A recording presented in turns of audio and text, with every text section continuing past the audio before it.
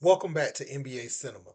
So we got to talk about this Minnesota Timberwolves New York Knicks trade again as Anthony Edwards finally speaks on Karl Anthony Towns' departure and also bringing in Julius Randle and Donte DiVincenzo. We heard from Jalen Brunson earlier, who was emotional about losing Julius Randle and Donte, two guys he had grown very close with.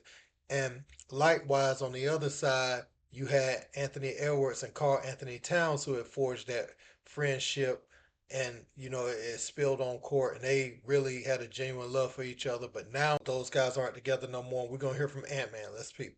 What's up, Ant? What's happening?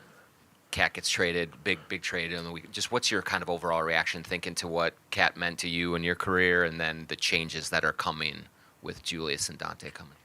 I think everybody know Cat, my brother. So that definitely hurt.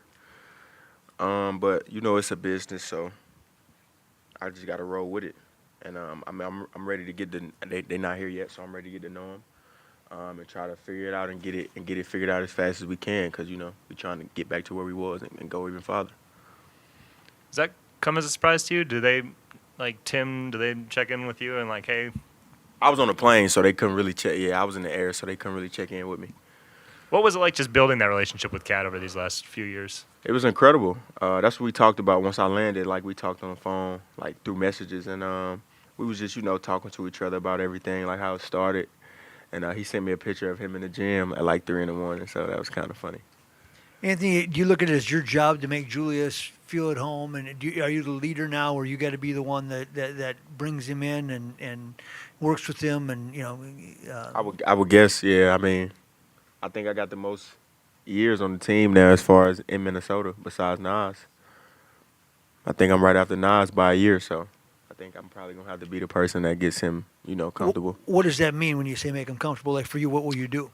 Uh, he's a basketball player, so of course he's gonna be involved with basketball. Just let him know, like, whatever you did over there, come do it over here. We just want to win, Same rules apply. We just want to win, so it should be pretty simple for him to, get in line with everything that we're trying to do. Seems like at the end of last season when Carl got hurt was your first time. I mean, obviously he came back for the playoffs, but those like last 20 games of the year, it was really like Ant's team, Ant's team. What did you take from that time? What like grew in you at kind of at the end of last season that makes you feel like you can be the number one option kind of on your own?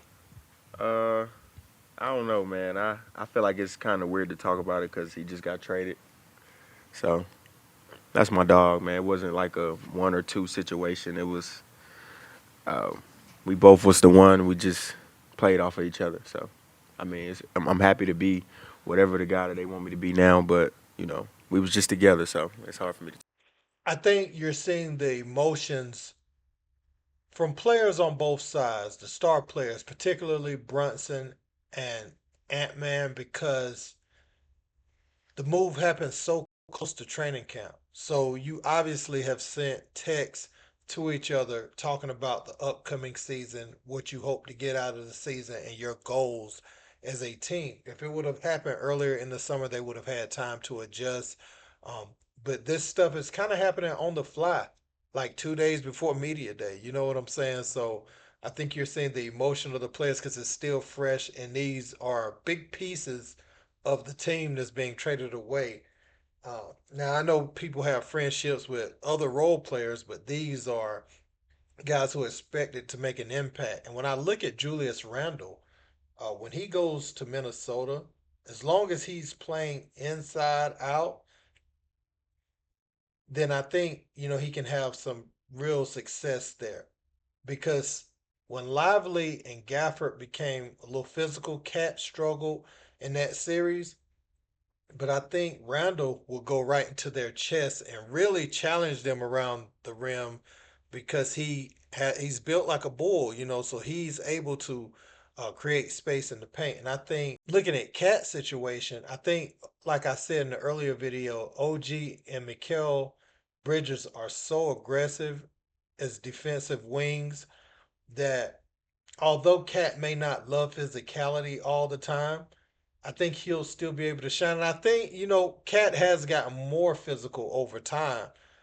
And, he has a finesse game and he's able to do some things that other bigs or most other bigs can't do on the offensive end. And he's a decent shot blocker.